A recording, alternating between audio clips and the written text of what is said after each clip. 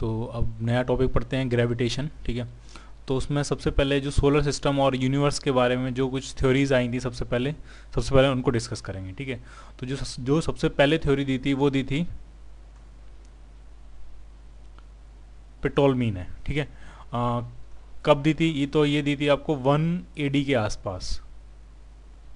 ठीक है, और उस थ्योरी का नाम था जियोसेंट्रिक थ्योरी। ठीक है, कंसेप्ट उसमें ये था कि उन्होंने ये कहा था कि जो अर्थ है वो पूरे यूनिवर्स के सेंटर में, जैसा कि मैंने यहाँ पिक्चर में बनाया गया कि ये जो अर्थ है ये पूरे यूनिवर्स के सेंटर में है। ठीक है, और बाकी सारी जितनी भी हेवनली बॉडीज़ हैं, सन है, प्लैनेट्स हैं, और जो भी स्टार्स वगैरह जो कुछ भी हैं, ठीक है, वो सारे।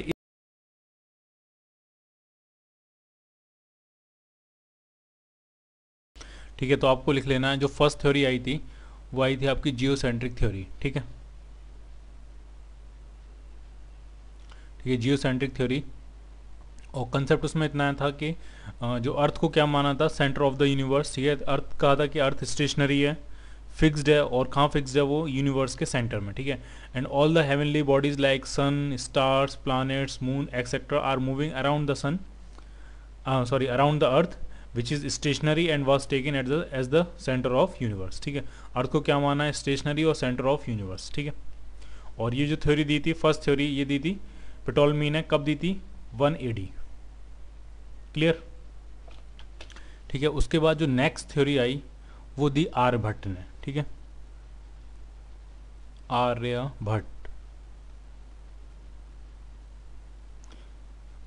ठीक है, कुछ लोग कहते हैं ये केरला में इनका जन्म हुआ था, और ये बाद में फिर मगध आए थे स्टडी करने के लिए, और कुछ लोग कहते हैं कि ये मगध में ही पैदा हुए थे। ठीक है, और इन्होंने जो थ्योरी दी मेनली वो उन्होंने ये कहा कि ऐसा नहीं है कि अर्थ सेंटर में, उन्होंने कहा कि नहीं, अर्थ सेंटर में नहीं है, एक्चुअल में जो सेंटर में है वो है सन। ठीक है, और बाकी जो प्लैनेट्स हैं वो सन के अबाउट रिवॉल्व कर रहे हैं। ठीक है, तो ठीक है, तो ये जो थ्योरी दी थी उन्होंने वो दी थी अराउंड 500 AD के आसपास, यानी प्टोलमी से 500 साल बाद। क्लियर? ठीक है, तो आपको जो नोट डाउन करना है, in 500 AD Aryabhata concluded that earth revolves around the sun and also rotates on its axis like other planets. ठीक है, आर्यभट्ट ने क्या कहा कि सेंटर में जो है वो सन है, और बाकी जो प्लैनेट्स हैं और अर्थ भी उन्हीं प्लैनेट्स की तरह अपनी एक्सिस पर भी रोटेट करती है और सन के अराउंड भी रिवॉल्व करती है। ठीक है, लेकिन बस प्रॉब्लम ये हुई कि ये जो उसके आइडियाज़ थे वो वेस्टर्न वर्ल्ड तक कम्युनिकेट नहीं कर पाए, यानी वेस्टर्न वर्ल्ड जो था, जो यूरोप वगैरह के लोग थे, वो इस टाइम भी यही समझते रहे कि सेंटर में जो है वो अर्थ है, और बाकी जो प्लैनेट्स हैं वो उसके अबाउट मूव करते हैं, और जो सन है वो भी अर्थ के अबाउट मूव करता है। ठीक है, यानी इंडिया में जो थ्योरी चल रही थी वो थी कि सन सेंटर में, और जो यूरोप वगैरह में जो थ्योरी चल रही थी उसमें जो सेंटर में था वो थी अर्थ। क्लियर? उसके बाद क्या हुआ, अराउंड 1500 के आसपास, 1550 के आसपास, यानी आर्यभट्ट से लगभग 1000 साल के बाद। ठीक है, आर्यभट्ट 500 AD के आसपास हुए थे, और ये जो मैं बताने जा रहा हूँ ये 1550 AD के आसपास है। ठीक है, तो उस लगभग 1000 साल बाद कॉपरनिकस,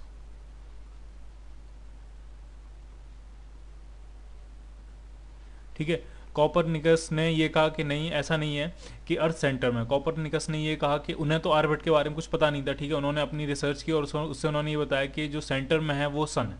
ठीक है, और इस थ्योरी को उन्होंने जो नाम दिया वो कहा हीलियोसेंट्रिक थ्योरी। हीलियो जो वर्ड है वो सन के लिए यूज़ किया जाता है। ठीक है, उन्होंने कहा सन सेंटर में, और बाकी जो प्लैनेट्स हैं वो सन के अराउंड मूव करते हैं। ठीक है, तो आपको जो नोट डाउन करना है, इन 1543 Copernicus suggested that sun is stationary and planets are revolving around it.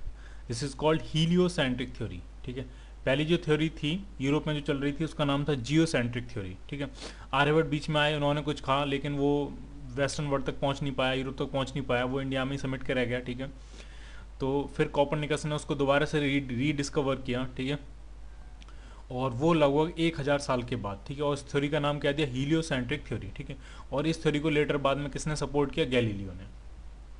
ठीक है, उसके बाद जो नाम आता है वो आता है टाइको ब्राहे।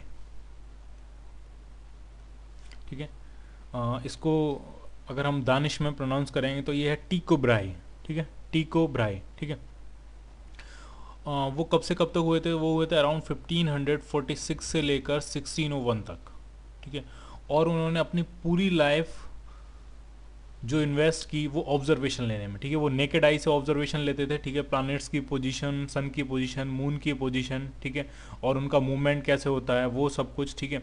तो उन्होंने एक बहुत बड़ा डाटा इकट्ठा किया, ठीक है, पूरी लाइफ तक ऑब्जर्वेशन लिए सारे, और बहुत बड़ा एक डाटा इकट्ठा किया, सबकी पोजीशंस और सबके मूवमेंट्स को उन्होंने रिकॉर्ड किया, ठीक है, बहुत ही प्रिसीजन के साथ, ठीक है। तो टाइको ब्राहे जो हुए थे 1546 से 1601 में, ठीक है, और he spend whole his life in recording the observations of planets and sun, moon etcetera with the naked eye, ठीक है। और उन्होंने जो प्रिसाइज डाटा इकट्ठा किया, उसी डाटा को एनालाइज किया था उनके असिस्टेंट जॉन कैपलर ने, ठीक है।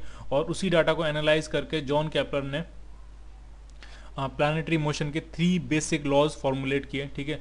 और सबसे पहले हम ग्रेविटेशन के सबसे पहले चैप्टर में हम यही पढ़ेंगे कि वो 3 बेसिक लॉ जो थे वो क्या थे, ठीक है। उससे पहले एक इंटरेस्टिंग चीज़ देखते हैं। अगर आप टाइको ब्राहे का नाम डालोगे गूगल में और फोटो सर्च करोगे तो कुछ फोटोज़ ऐसे भी आएंगी, ठीक है। तो बेसिकली ये है क्या, ये फ़ोटो क्या बताती है वो आपको ढंग समझना है, ठीक है। उनकी एक बार फाइट हुई थी अपने कजिन से, ठीक है, और उस फाइट में उन्होंने अपनी नोज़ जो थी वो लॉस कर दी थी, ठीक है। तलवारबाजी हुई थी बेसिकली, ठीक है।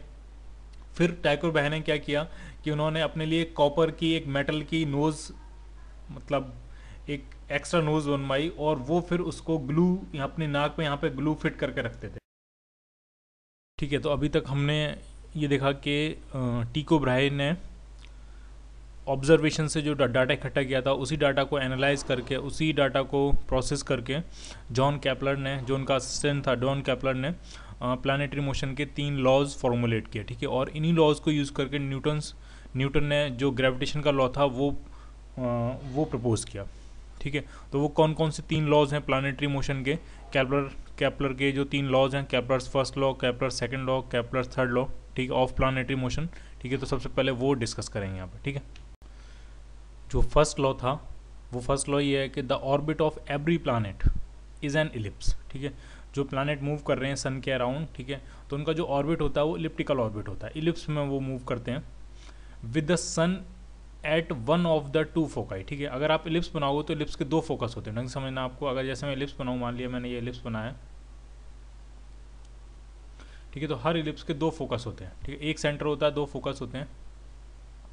ये इलिप्स का सेंटर होगा यहाँ पे कहीं, एक फोकस यहाँ पे होता है और एक फोकस यहाँ पे होता है, ठीक है। तो वो ये कह रहे हैं जो प्लानट मूव करता है वो इलिप्टिकल ऑर्बिट में मूव करता है, ठीक है।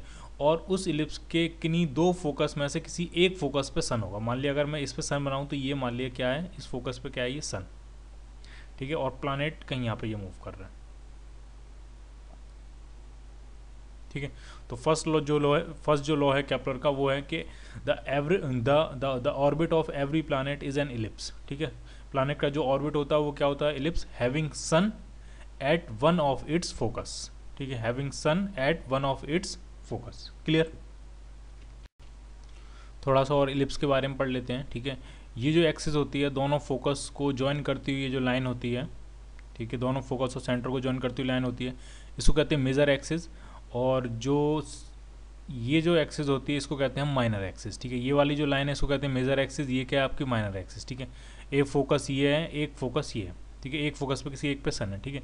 प्लानट मूव कर रहा होता है तो वो जो पॉइंट जो फोकस के सबसे ज़्यादा पास होता है, ठीक है, जब प्लानट यहाँ पहुँचेगा, ठीक है, दूसरे कलर से रिप्रेजेंट करते हैं, जब प्लानट यहाँ पहुँचेगा तब वो अपने इस सन से सबसे ज़्यादा करीब होगा, ठीक है।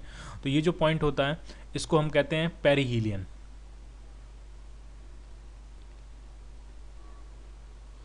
ठीक है। ये जो पॉइंट पी कह देते हैं इसको, ठीक है। जब प्लानट सन के सबसे ज़्यादा करीब होता है तो इसको कहते हैं हम पेरिहीलियन, ठीक है। और ये जो पॉइंट है जब प्लानट सन से सबसे ज़्यादा दूर होता है इसको कहते हैं एपहीलियन, एपहीलियन, ठीक है। जो नियरेस्ट पॉइंट होता है वो पॉइंट है पेरिहीलियन, और जो फारदेस्ट पॉइंट है वो है आपका एपीहीलियन। क्लियर? और ये जो एक्सिस है ये है आपकी मेजर एक्सिस, ये है माइनर एक्सिस, ठीक है। अगर हम इस एक्सिस का हाफ पार्ट लेंगे, मान ली इतनी लेंथ की बात करें, तो ये आपकी सेमी मेजर एक्सिस। अगर हम इसका हाफ पार्ट लें तो ये आपकी सेमी माइनर एक्सिस। क्लियर? जो सेकंड लॉ है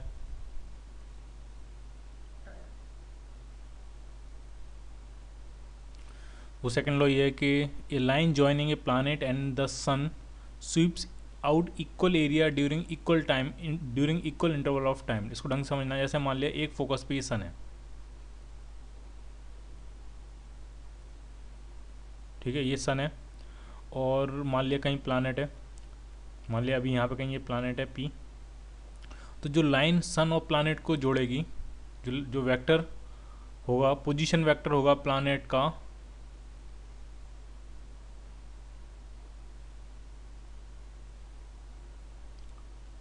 ये मान लिया पोजीशन वेक्टर है प्लानट का, उसको वेक्टर आर कह देते हैं। ये पोजीशन वेक्टर है प्लानट का, लेकिन ये किसके रिस्पेक्ट में है पोजीशन वेक्टर, ये है सन के रिस्पेक्ट में, ठीक है।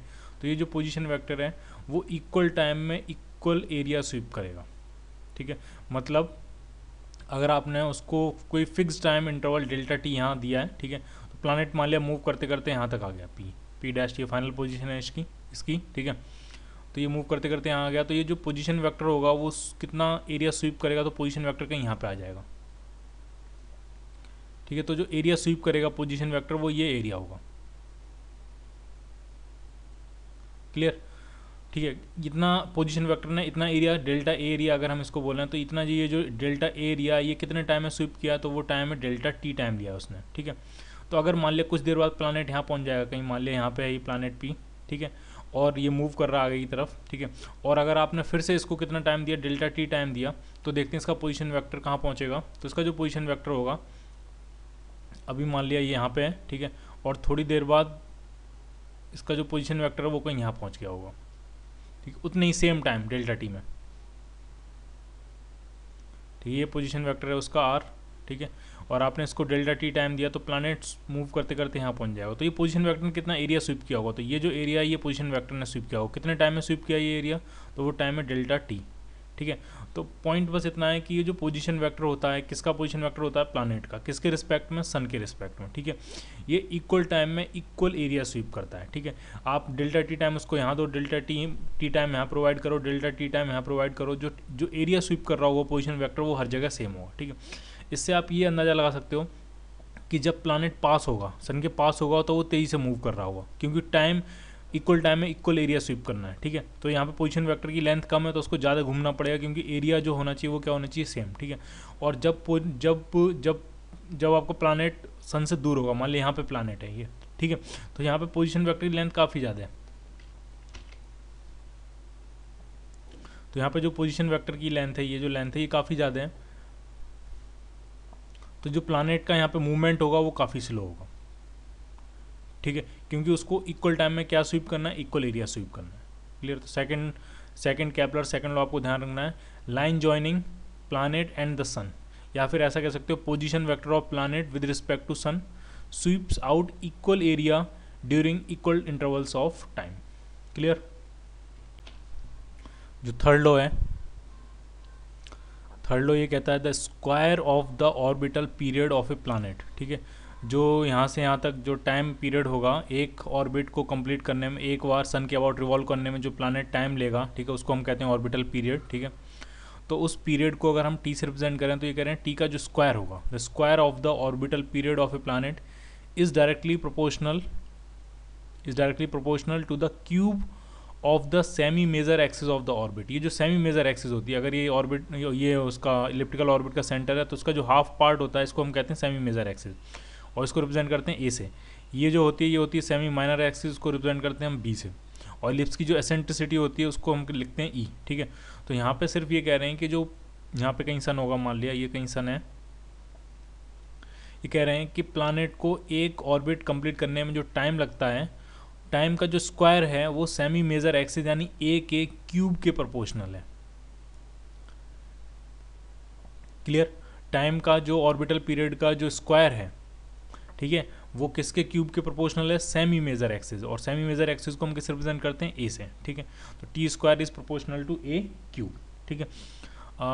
इस थर्ड लॉ को हम लॉ ऑफ पीरियड्स भी कहते हैं, क्योंकि ये टाइम पीरियड के बारे में इंफॉर्मेशन देता है। जो सेकंड लॉ है वो एरिया के बारे में इंफॉर्मेशन देता है, इसको हम लॉ ऑफ एरिया कहते हैं। इसके हिसाब से इक्वल टाइम में इक्वल एरिया स्वीप करता है position vector of planet with respect to sun. ये जो लाइन जॉइनिंग है, प्लानट और सन को लाइन जॉइन करने वाली ये जो लाइन है वो इक्वल टाइम में इक्वल एरिया स्वीप करता है, इसको हम कहते हैं लॉ ऑफ एरिया, ठीक है। या इसको हम ऐसे भी कह सकते हैं कि प्लानट की जो एरियल वेलोसिटी है, प्लानट की जो एरियल वेलोसिटी है, एरियल वेलोसिटी है वो कांस्टेंट होती है, ठीक, इक्वल टाइम में इक्वल एरिया स्वीप करता है, ठीक है, लॉ ऑफ एरिया भी कहते हैं। और जो फर्स्ट लॉ है वो आपको ऑर्बिट्स के बारे में इंफॉर्मेशन देता है कि जो उसके ऑर्बिट्स हैं वो सर्कुलर हैं कि इलिप्टिकल हैं, तो इसलिए इसको कहते हैं लॉ ऑफ ऑर्बिट्स। क्लियर, ठीक है। जैसे हम सर्कल बनाएं, जैसे मान लीजिए मैंने ये सर्कल बनाया, ठीक है, सर्कल में चाहे आप ये रेडियस लो या ये रेडियस लो, दोनों इक्वल होती हैं, इसको भी हम क्या कहते हैं आर, इसको भी हम क्या कहते हैं आर, ठीक है। लेकिन इलिप्स में ये दोनों रेडियस इक्वल नहीं होती, एक रेडियस ज़्यादा होती है, एक रेडियस कम होती है, ठीक है। सर्कल को अगर हम डिस्टॉर्ट कर दें, सर्कल को अगर हम डिस्टॉर्ट कर दें, ऐसे पिचका दें इसको, हम ऊपर से पिचका दें, नीचे से पिचका दें, तो वही क्या बन जाता है, इलिप्स बन जाता है, ठीक है। तो जो सर्कल जितना ज़्यादा डिस्टॉर्ट होगा उसकी एसेंट्रिसिटी, तो वो इलिप्स बन जाएगा। जब हम सर्कल को डिस्टॉर्ट करेंगे तो वो क्या बन जाएगा, इलिप्स, ठीक है। तो जितना ज़्यादा डिस्टॉर्ट करेंगे उसकी एसेंट्रिसिटी उतनी ज़्यादा होती जाएगी, ठीक है। मैं एसेंट्रिसिटी के बारे में आपको इन्फॉर्मेशन दे रहा हूँ कि एसेंट्रिसिटी का बेसिकली फिजिकल सिग्निफिकेंस होता क्या है, क्या होती है एसेंट्रिसिटी, ठीक है। सर्कल है तो ये बिल्कुल भी डिस्टॉर्टेड नहीं है, तो इसकी एसेंट्रिसिटी जीरो होगी, ठीक है। एसेंट्रिसिटी को हिंदी में कहते हैं मतलब अगर आप देखोगे ना डिक्शनरी में कि एसेंट्रिक का मतलब क्या होता है, तो एसेंट्रिक होता है झक्की, ठीक है। जो सन की होता है उसको हम एसेंट्रिक कहते हैं, ठीक है। कोई सन की है तो उसको आप कह सकते हो कि ये एसेंट्रिक है, ठीक है। तो अगर जिसकी एसेंट्रिसिटी जितनी ज़्यादा है इसका मतलब वो उतना ज़्यादा झक्की है। झक्की का मतलब ये यहाँ पे जो मतलब है वो है कि वो उतना ज़्यादा डिस्टॉर्टेड है, ठीक है। अगर बिल्कुल डिस्टॉर्टेड नहीं है, परफेक्ट सर्किल है, तो इसका मतलब उसका झक्कीपन जीरो है, यानी उसकी एसेंट्रिसिटी क्या है, जीरो, ठीक है। फिर जैसे जैसे जो उसकी एसेंट्रिसिटी है वो बढ़ती जाएगी, वैसे वैसे वो और डिस्टॉर्ट होता जाएगा, और डिस्टॉर्ट होता जाएगा। और अगर मान लिया ऐसे हो गया बिल्कुल, तो उसकी एसेंट्रिसिटी जो है वो काफ़ी ज़्यादा इन्फानाइट हो सकती है। क्लियर। तो जो एसेंट्रिसिटी का जो फॉर्मूला होता है, एसेंट्रिसिटी में ए है सेमी मेजर एक्सिस, बी है आपकी सेमी माइनर एक्सिस, और ई है एसेंट्रिसिटी। इनमें जो रिलेशन होता है वो आता है आपका कुछ ऐसे होता है, ई स्क्वायर, ऐसे नहीं, कुछ आप ऐसे लिखो इसको, B square is equal to A square into 1 minus E square, कुछ इस तरह से होता है, ठीक है। और अगर एसेंट्रिसिटी जीरो है, ढंग से समझना है इस फॉर्मूले में, अगर यहाँ पे एसेंट्रिसिटी जीरो है तो इसका मतलब बी और ए इक्वल होंगे, इसका मतलब वो जो इलिप्स होगा वो बेसिकली सर्कल होगा, ठीक है। और एसेंट्रिसिटी अगर मान लिया 1 हो गई, एसेंट्रिसिटी मान लिया अगर आपकी 1 हो गई, तो 1 माइनस 1 कितना हो जाएगा, ये 0, तो इसका मतलब बी की वैल्यू कितनी हो जाएगी, 0। तो वो इलिप्स बिल्कुल ऐसे हो जाएगा, उसकी सेमी मेजर एक्सिस तो होगी लेकिन सेमी माइनर एक्सिस ऑलमोस्ट कितनी हो चुकी होगी, 0, ठीक है। तो आपको ध्यान रखना जो एसेंट्रिसिटी है इलिप्स के केस में वो 0 और 1 के बीच में वेरी करती है। अगर 0 है तो इसका मतलब वो जो इलिप्स है वो बेसिकली सर्कल है, और अगर 1 है तो वो बिल्कुल एकदम एक्सेंट्रिक इलिप्स है, उसकी जो सेमी माइनर एक्सिस है वो कितनी हो चुकी है, 0 हो चुकी है, ठीक है। ठीक है, तो ये यहाँ पे थोड़ा सा देखते हैं। जैसे मान लें ये आपका प्लानट है पी, और ये जो है वो आपका सन है, ठीक है। और ये एक ऐसे ऑर्बिट में घूम रहा है जिसकी एसेंट्रिसिटी 0, अगर आप यहाँ देख रहे होगे तो यहाँ पे जो एसेंट्रिसिटी है वो 0 है,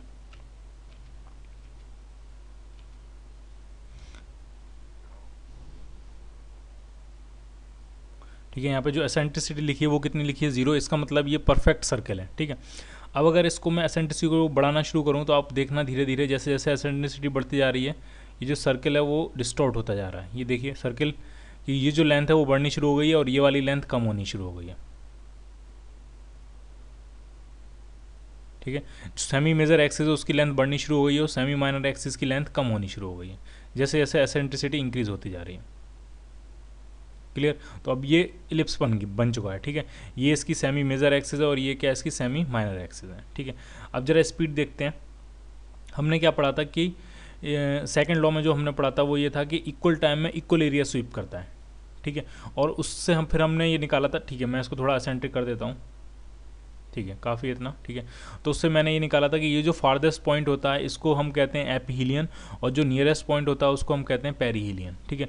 और अगर इक्वल टाइम में इक्वल एरिया स्वीप करना है तो जब प्लानेट सन से दूर होगा तब वो धीमे धीमे मूव कर रहा होगा, और जब प्लैनेट सन के पास पहुंचेगा तो वो तेज़ी से मूव करेगा, ताकि वो इक्वल टाइम में क्या स्वीप कर सके, इक्वल एरिया। ठीक है, तो यहाँ पे वो करके देखते हैं। जैसे ही मैं स्टार्ट का बटन दबाऊंगा ये प्लैनेट मूव करना शुरू करेगा। ठीक है, और आप इसकी स्पीड देखना। ठीक है, जब ये दूर होगा तो ये धीमे मूव कर रहा होगा, जैसे ये पास पहुँचेगा ये स्पीड अप हो जाएगा। ठीक है, अभी स्लोली मूव कर रहा है, इक्वल टाइम में इक्वल एरिया स्वीप करना। अब इसकी स्पीड बढ़नी शुरू हो गई, देखो तेज़ी से निकला अभी यहाँ से, और फिर ये जैसे जैसे दूर होता जाएगा इसकी स्पीड कम होती जाएगी।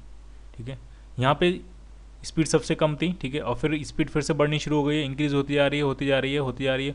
और जब ये पेरिहीलियन क्रॉस करेगा, यानी इस पॉइंट को जब ये क्रॉस कर रहा होगा, ठीक है, तब इसकी स्पीड सबसे ज़्यादा होगी। और जब ये एपीहीलियन क्रॉस करेगा तब इसकी स्पीड सबसे कम होगी। ठीक है, इस पॉइंट पे स्पीड मिनिमम होती है और इस पॉइंट पे स्पीड मैक्सिमम होती है। क्लियर? ठीक है, तो अब ये देखते हैं ये जो ग्राफ हैं वो किसके ग्राफ हैं। ठीक है, तो आपको ढंग से समझना है। ये जो रेड है ये काइनेटिक एनर्जी का ग्राफ है। ठीक है, ये रेड है ये काइनेटिक एनर्जी का ग्राफ है। ये जो ब्लू है ये है आपकी पोटेंशियल एनर्जी का ग्राफ, और ये टोटल एनर्जी का ग्राफ है। ठीक है, तो इसको ढंग से देखना। अब ये डॉट यहाँ पे मूव कर रहा है, अगर आपको दिख पा रहा हो, डॉट यहाँ पे मूव कर रहा है, यानी जो काइनेटिक एनर्जी है वो बढ़ती जा रही है। बढ़नी भी चाहिए, क्योंकि ये जो है वो पेरिहीलियन की तरफ मूव कर रहा है। ठीक है, देखते जाओ ये बढ़ती जा रही है काइनेटिक एनर्जी। जब ये पेरिहीलियन पहुंचेगा तब वो मैक्सिमम थी। ये जो डॉट था, ये डॉट अभी इस पॉइंट पे था। इस पॉइंट पे कब था? जब ये प्लैनेट कहाँ था? पेरिहीलियन पे। ठीक है, और जब ये एपीहीलियन पे पहुंचेगा तब काइनेटिक एनर्जी क्या होगी? आपकी मिनिमम होगी, मिनिमम काइनेटिक एनर्जी। ठीक है, फिर बढ़नी शुरू हो रही है काइनेटिक एनर्जी, और वो कहाँ मूव कर रहा है? पेरिहीलियन की तरफ मूव करना शुरू कर दिया है। जब आप उसको ढंग से देखना, जब ये पेरिहीलियन पे पहुंचेगा तब इसकी काइनेटिक एनर्जी क्या होगी? मैक्सिमम। सी, ठीक है, और ये है पोटेंशियल एनर्जी। ठीक है, तो पोटेंशियल एनर्जी में इन्वर्स है। ठीक है, जब प्लैनेट सबसे ज़्यादा दूर होगा तब पोटेंशियल एनर्जी उसकी मैक्सिमम होगी। अभी पोटेंशियल एनर्जी मैक्सिमम है। ठीक है, अब पोटेंशियल एनर्जी देखो डिक्रीज करना शुरू कर रही है। ठीक है, अगर आपको दिख पा रहा हो ये डॉट काफ़ी छोटा है यहाँ पे, ये पोटेंशियल एनर्जी डिक्रीज करती जा रही है, डिक्रीज करती जा रही है, और जब वो पेरिहीलियन पे पहुंचेगा तब पोटेंशियल एनर्जी मिनिमम होगी। ठीक है, और टोटल एनर्जी जो है वो पोटेंशियल और काइनेटिक का सम है, वो तो कांस्टेंट ही रहनी है। ठीक है, टोटल एनर्जी क्या रहेगी? वो कांस्टेंट रहेगी। क्लियर? ठीक है, तो अभी तक हमने क्या क्या पढ़ा है, इलिप्स के बारे में थोड़ा और डिस्कस कर लेते हैं। हमने देखा ये जो होता है ये सेंटर होता है, और ये है आपकी सेमी मेजर एक्सिस, ये है आपकी सेमी माइनर एक्सिस। ठीक है, ये सेंटर मान लेते हैं, इसको हम ए से रिप्रेजेंट करते हैं, ये बी है आपकी। ठीक है, और दो फोकस होते हैं इलिप्स के, एक फोकस यहाँ पे होगा और एक फोकस यहाँ पे होगा। ढंग समझना है, ये जो फोकस की डिस्टेंस होती है सेंटर से, ये होती है ए इंटू ई के बराबर। ई एसेंट्रिसिटी है कितनी होती है तो वो हमें पता है। ई का जो फॉर्मूला होता है, ई आता है आपका √1 माइनस बी स्क्वायर ओवर ए स्क्वायर, या बी स्क्वायर को लिखें तो बी स्क्वायर हो जाएगा आपका ए square into 1 minus E square. ठीक है, तो ये जो डिस्टेंस होती है फोकस, मान लिया यहाँ पे अगर आपका सन है, तो ये जो डिस्टेंस होती है सेंटर से वो ए इंटू ई के बराबर होती है। ये वाली डिस्टेंस भी कितनी होगी? ए इंटू ई के बराबर। क्लियर? ठीक है, तो जब प्लैनेट आपका पेरिहीलियन पे होता है तब सन और प्लैनेट के बीच में कितनी डिस्टेंस होती है? तो वो जो डिस्टेंस होती है, तो ये टोटल डिस्टेंस कितनी? ए, ये डिस्टेंस कितनी? ए, तो वो डिस्टेंस हो जाएगी ए माइनस ए। ठीक है, तो जो मिनिमम डिस्टेंस है, minimum position vector, minimum distance है प्लैनेट और सन के बीच में, तो वो हो जाएगी ए माइनस ए। ठीक है, और जो मैक्सिमम डिस्टेंस है प्लैनेट और सन के बीच में, तो वो तब होगी जब प्लैनेट एपीहीलियन पे होगा, यहाँ पे होगा प्लैनेट। ठीक है, तो वो डिस्टेंस कितनी है? तो ये डिस्टेंस है आपकी ए, और ये डिस्टेंस है ए, तो टोटल डिस्टेंस कितनी हो जाएगी? ए प्लस ए। ठीक है, तो ये आपको ध्यान रखना है कि जो मिनिमम डिस्टेंस होती है प्लैनेट और सन के बीच में वो ए माइनस ए ही होती है, और जो मैक्सिमम डिस्टेंस होती है वो ए प्लस ए ही होती है। ठीक है, ई क्या है? उसकी एसेंट्रिसिटी। दो चीज़ें और देखनी है आपको। ये जब प्लैनेट जो होता है वो एपीहीलियन पे होता है, मैक्सिमम डिस्टेंस होती है, तो उस टाइम प्लैनेट की जो स्पीड होती है वो मिनिमम होती है, जो वेलोसिटी होती है वो क्या होती है? मिनिमम। ठीक है, और जब प्लैनेट पेरिहीलियन पे होता है, सन के सबसे ज़्यादा पास होता है, तब जो स्पीड होती है वो मैक्सिमम होती है। तो जो स्पीड होती है वो क्या होती है? मैक्सिमम। ठीक है, तो मिनिमम स्पीड कहाँ है? एपीहीलियन पे। मैक्सिमम स्पीड कहाँ है? पेरिहीलियन पे। ठीक है, मैक्सिमम डिस्टेंस कितनी होती है? तो वो है ए प्लस ए, और मिनिमम डिस्टेंस कितनी होती है? तो वो होती है ए माइनस ए। ठीक है।